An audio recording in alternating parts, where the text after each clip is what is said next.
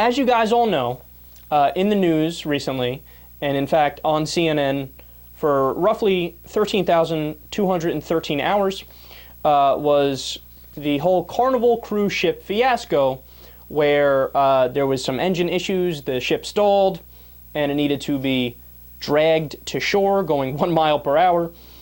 And, they had no running water, they were eating, condiments on bread, etc. It was not the best scenario, but they covered it wall to wall on CNN, so you didn't miss a second, right?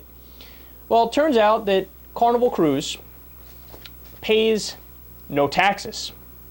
And what's fascinating to me is that in the hours and hours and hours of CNN coverage that I was watching on it, they didn't once mention this fact. Now, don't you think that'd be relevant to the discussion if we're talking about Carnival cruise ships? But no.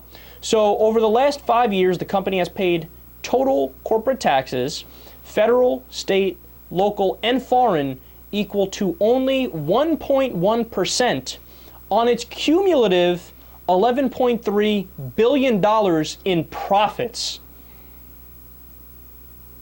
So let me get this right. Your ass makes 40 grand a year. You're paying 15% federal bracket. Never mind local taxes, state taxes, sales tax, etc. Right? Carnival Cruise made $11.3 billion in profits, paid 1.1% in taxes. That sound fair to you? Article continues. The reason why they paid so little is because of an obscure loophole in the tax code, which, by the way, I'm sure was bought off by the lobbyists of the cruise ship industry from our corrupt politicians. You fund their campaigns, they'll do your bidding. Don't worry, they're cheap whores, simple to buy in.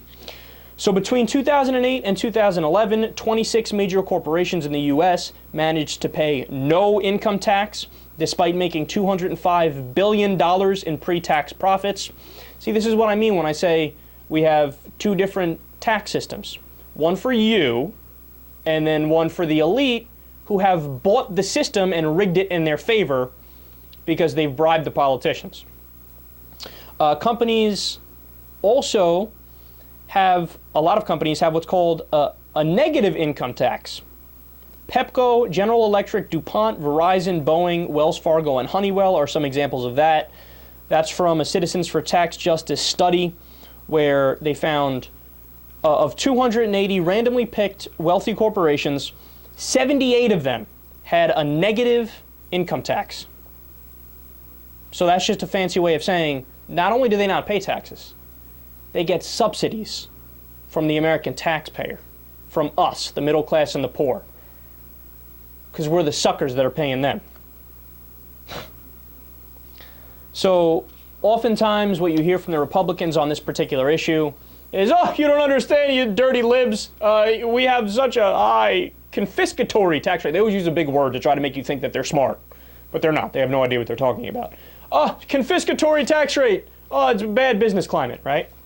No. In reality, the United States has the second highest corporate tax rate on paper.